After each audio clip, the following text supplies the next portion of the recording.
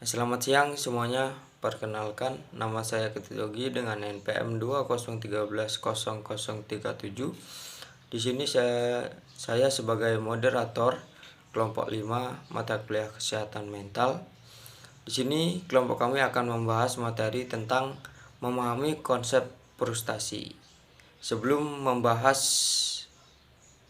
tentang konsep frustasi, izinkan saya memperkenalkan anggota kelompok dari kelompok 5. Yang pertama yaitu ada Koiriah Dwi Febriani dengan NPM 20130030,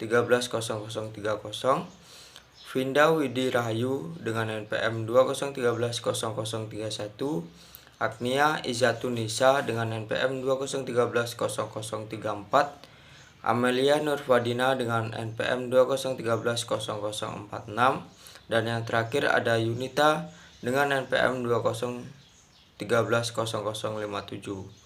Baik, selanjutnya untuk pembaca materi, waktu dan tempat saya persilakan. Pengertian frustasi. Kata frustasi berasal dari bahasa Latin frustation, yaitu perasaan jengkel akibat terhalang dalam pencapaian tujuan.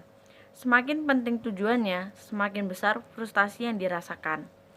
Pada dasarnya, kekecewaan berasal dari hambatan penemuan motif, baik hambatan dari lingkungan maupun hambatan dari kondisi atau keadaan emosi atau perasaan individu. Frustasi adalah tingkah laku seseorang yang terhalang, hasrat-hasrat yang tidak terpenuhi dalam mencapai tujuan. Tujuan tersebut tidak dapat tercapai sehingga terus-menerus mengalami kegagalan yang berimbas pada kekecewaan dan rasa frustasi. Ciri-ciri orang frustasi. Yang pertama, kelelahan. Yang kedua, orang yang frustasi cenderung menyalahkan orang lain sebagai penyebab kegagalannya atau ketidakmampuan dalam hidupnya. Yang ketiga, kondisi emosi yang negatif. Kondisi emosi yang negatif seperti rasa jengkel, tersinggung, marah, sakit hati, kaku, tegang, pesimis, atau kurang motivasi. Yang keempat, tidak merawat diri. Orang yang frustasi enggan merawat dirinya. Hal ini disebabkan karena tidak ada motivasi dalam dirinya, seperti enggan membersihkan diri, enggan untuk berhias diri, dan lain sebagainya.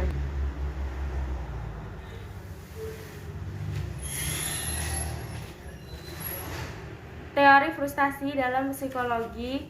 Frustasi dapat berasal dari internal atau eksternal. Yang mengalaminya sumber yang berasal dari dalam, termasuk kekurangan pribadi masing-masing seperti kurangnya rasa percaya pribadi atau ketakutan pada keadaan sosial yang menghalangi pencapaian tujuan. Hambatan juga dapat menjadi sumber internal dari frustasi saat sebuah kondisi mempunyai beberapa tujuan yang saling berinterferensi satu sama lain. Penyebab eksternal dari frustasi mencakup sebuah kondisi di luar pribadi seperti jalan yang macet, tidak punya uang, atau tak kunjung mendapatkan jodoh. Teori frustasi dalam psikologi secara umum dengan mengerti sebuah kondisi yang timbul apabila terdapat halangan dalam usaha sebagai memenuhi kegiatan, kebutuhan, tujuan, harapan, atau perbuatan tertentu. Keinginan, kebutuhan, tujuan, harapan, dan perbuatan setiap sebuah kondisi berbeda-beda. Hal-hal tersebut mungkin membuat sebuah kondisi lain tak demikian. Salah satu sebab yang membuat sebuah kondisi frustasi adalah rintangan fisik, pribadi, dan sosial.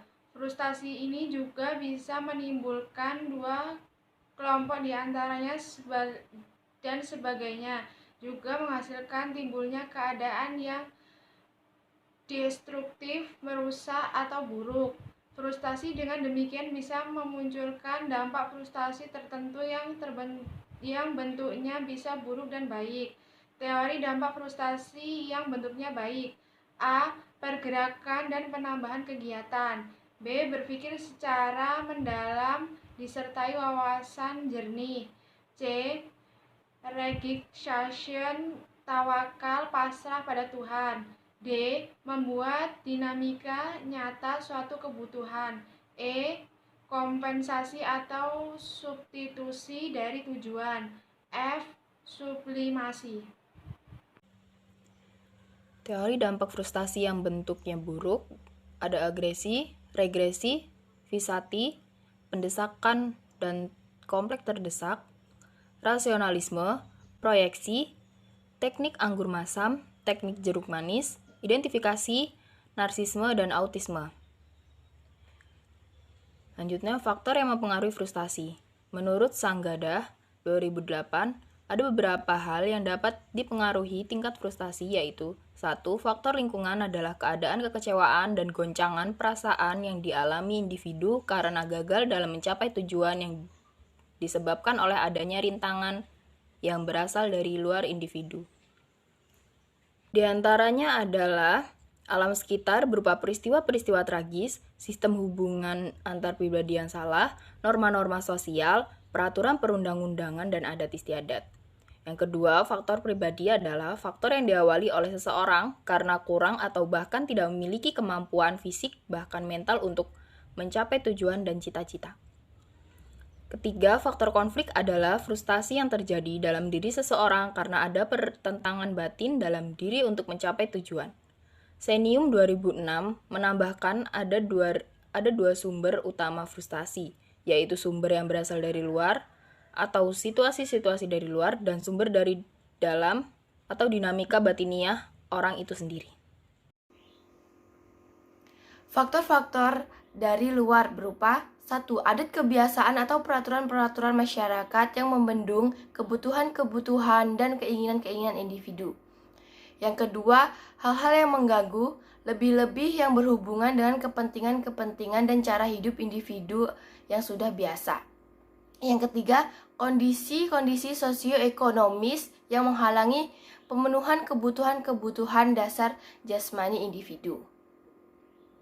Faktor-faktor dari dalam berupa 1. Kekurangan dari diri sendiri seperti kekurangan percaya diri atau ketakutan pada situasi sosial yang menghalangi pencapaian tujuan. Yang kedua adalah konflik. Faktor ini juga dapat menjadi sumber internal dari frustasi saat seseorang mempunyai beberapa tujuan yang saling berinterferensi satu sama lain.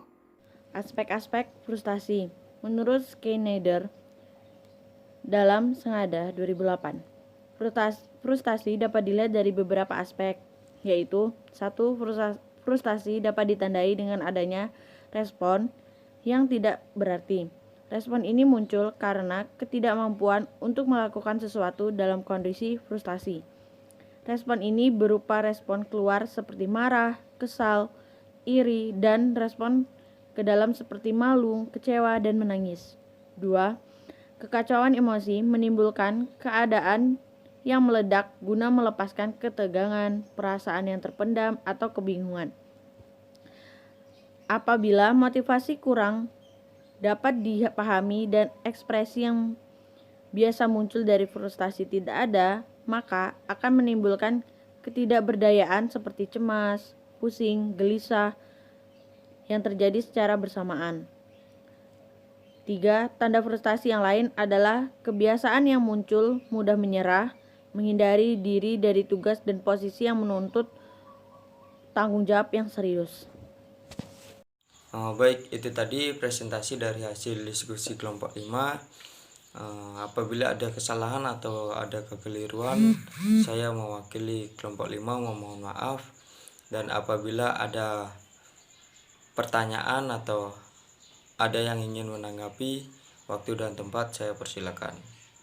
Saya ucapkan terima kasih atas perhatiannya dan saya ucapkan selamat siang.